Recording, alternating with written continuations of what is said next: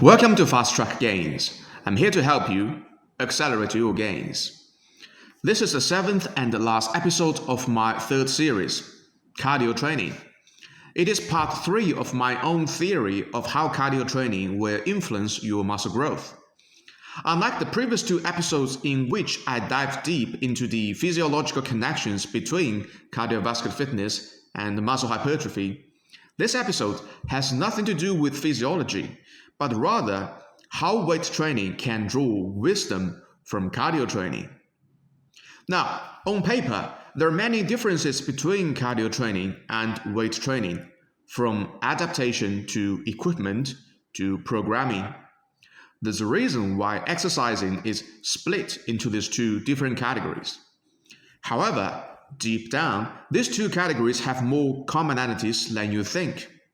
It is just for cardio training, the commonalities are manifested on a more direct micro level, whereas for weight training, the same commonalities are applied on a more indirect macro level. And as usual, wisdom is always drawn from a direct manifestation and applied because of its indirect intrinsic value. And that's why the title of this episode is The Enlightenment to Weight Training. Now, before I talk about the commonalities, please like this video and subscribe to this channel. It takes less than a second, costs you nothing, and will help me a great deal in delivering the most efficient muscle building knowledge to the whole world. I really appreciate your support. Now, back to my video. How can cardio training enlighten weight training?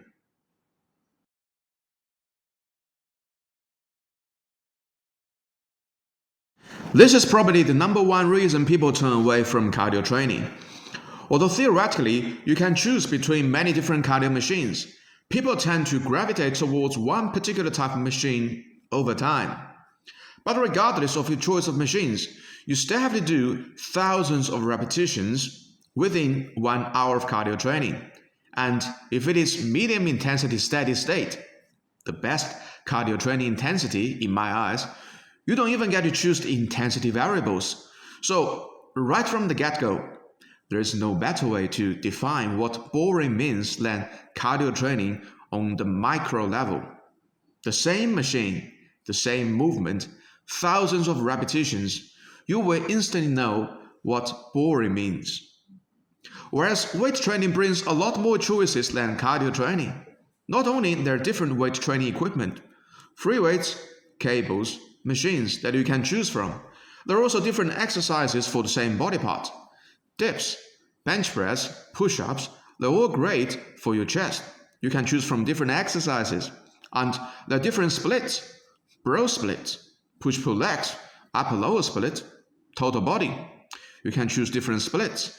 And there are even different rep ranges, low reps, medium reps, high reps that you can choose from.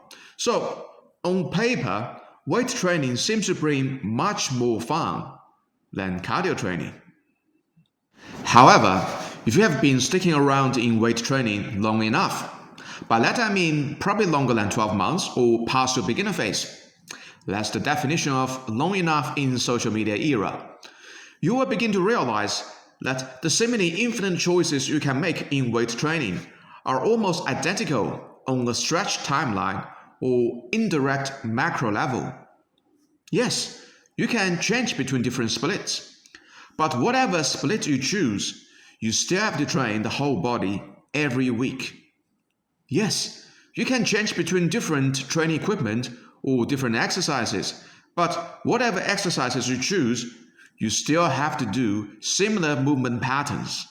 And yes, you can change between low reps, medium reps, or high reps. But whatever reps you choose, you still have to accumulate thousands of repetitions over time. Eventually, you will reach this conclusion. Weight training is just as boring as cardio training. The only difference is that cardio training is boring within every single session, but weight training is boring within every week. This realization is of critical importance to so many intermediate hypertrophy trainees. because the thrill of fast progress and the new exercise explorations you have experienced in your beginner phase will be swiftly replaced by the dullness of slow progress and exhausted exercise selections once you progress to intermediate phase. So, if you can get used to the dullness of cardio training early in your beginner phase, then it will be much easier for you to carry on during the tough periods during your intermediate phase.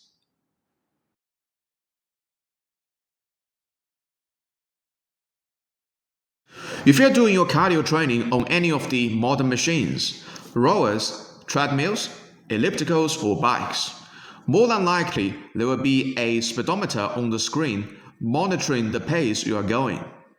And if you're somebody like me who takes cardio training very seriously, which you should, you want to constantly keep the pace at a challenging speed through the whole session.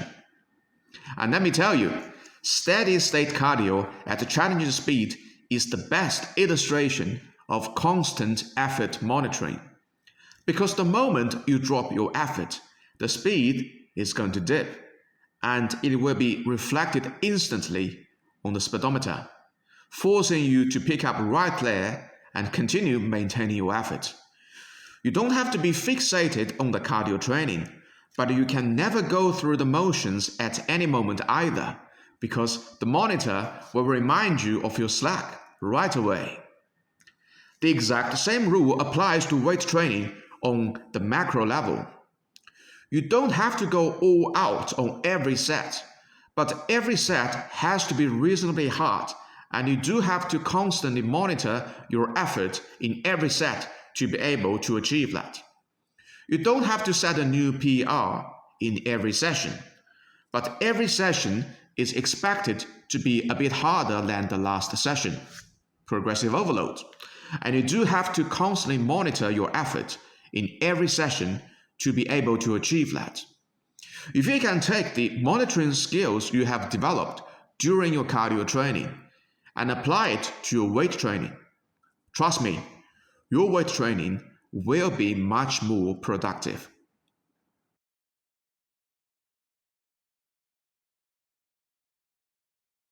What is the quickest or the easiest way to burn 500 calories?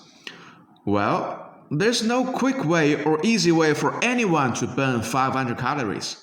Even for those super fit endurance athletes, burning 500 calories will still take them at least 25 to 30 minutes to do it.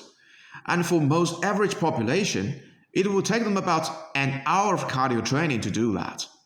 And that's a long period of time for a seemingly not so impressive number. And what if you want to burn 1000 calories? Then, even for those super fit endurance athletes, it will take them about an hour to do it. And for most average population, it will take them about 2 hours to do that. And they probably have to break it into 2 hourly sessions to be able to achieve it. Now, 1000 calories in 1 hour is indeed quite an impressive number. But if you divide it by 60 minutes, then that is only about 16 to 17 calories per minute. And all of a sudden, that doesn't sound nearly as impressive as 1000 calories per hour, right? I'm sure most of you guys have the balls to say that I can definitely burn 16 to 17 calories in 1 minute, but do you have the balls to say that you can burn 1000 calories in 1 hour like me? Maybe none of you. Such a simple mathematical calculation is teaching you one of the most valuable facts in every single cardio training session repeatedly. There is no shortcut to achieving an impressive feat. The only way to do it is through step-by-step, accumulated practical effort over a long period of time, even if you are way above average. And if you're only average, you have to do it over an even longer period of time. However, when it comes to weight training, people seem to forget about this valuable fact. Everyone's looking for the shortcut. Everyone's looking for the quickest way to put on 50 pounds of muscle. Everyone's looking for the easiest way to get to single-digit body fat. and they want to do it with least amount of effort. This, in the context of cardio training, will be an equivalent of trying to find a way to burn 1,000 calories in 5 minutes as an average Joe and hope they can achieve that by just going through the motions on the ellipticals. Well, guess what? If cardio training cannot deliver this kind of magical results for you, what makes you think that weight training can deliver something different? In fact, it takes an even longer journey to accumulate impressive feats in weight training. It takes years or even decades of dedication to sculpt a great physique or to build up world-class strength. And still, there is no shortcut. Are you seeing the pattern here? All the attributes that are required for long-term successful weight training can all be clearly manifested on a micro level in every cardio training session. You can always draw wisdom from cardio training and apply it to weight training on a macro level. Hence the title of this episode, The Enlightenment to Weight Training.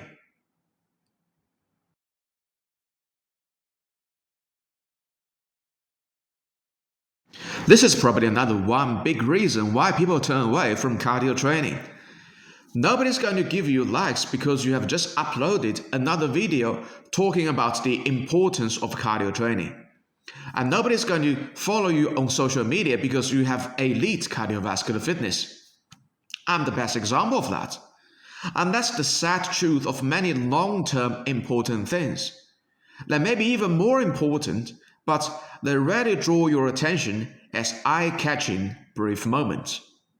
And unfortunately, current fitness culture reflects this sad truth. People are going to give you loads of likes when you just hit another 1 rep max in the gym, or follow you if you're super jacked or super lean. That's what most of the attention in the fitness industry has been drawn to. Despite that, doing 1 rep max is stupid and dangerous for most people. Getting super jacked with a ton of drugs or super lean with severe calorie control is unhealthy.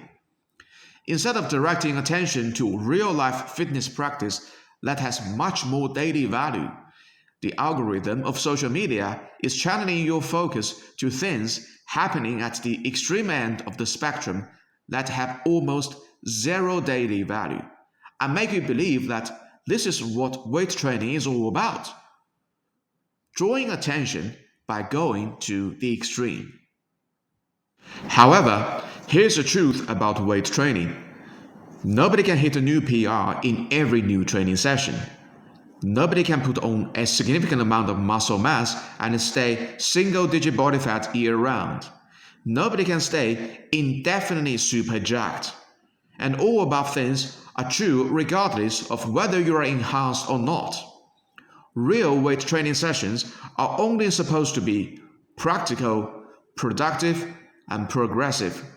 Nothing more. You're only supposed to improve yourself, and self-improvement only matters to yourself. So why should others pay attention to you? In fact, even if you want to draw attention from others, please remember this famous Chinese idiom: 10 years of practice for 1 minute on stage. Before you can draw attention from others, just remember that you must endure long periods of doing the hard work in the background while not being recognized in public. And that's something that you will definitely appreciate in cardio training. I can't impress anyone with my elite cardiovascular fitness because nobody can see how strong my heart is.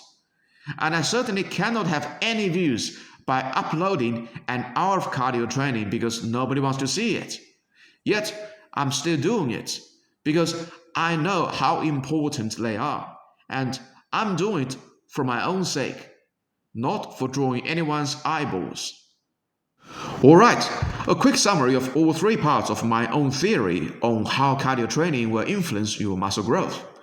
Not only cardio training will control how much muscle mass you can carry, the silent governor theory, how fast you can recover from your weight training, the muscle-vessel connection theory, but it will also help you forge the right mindset to be able to have long-term productive weight training results, the Enlightenment theory. And if you believe what the great Arnold Schwarzenegger says, where the mind goes, the body will follow, then part 3 might be the strongest influence that cardio training can exert on muscle growth. That's why I choose to finish my cardio training series before any weight training series, even this is a natural physique channel. And I hope so far I have convinced you after this entire series of the unique and irreplaceable value of cardio training, even within the purview of muscle hypertrophy. And trust me when I say this again, not doing cardio is really killing your gains. Thank you for watching this series, and I look forward to seeing you all in the next one. Peace out.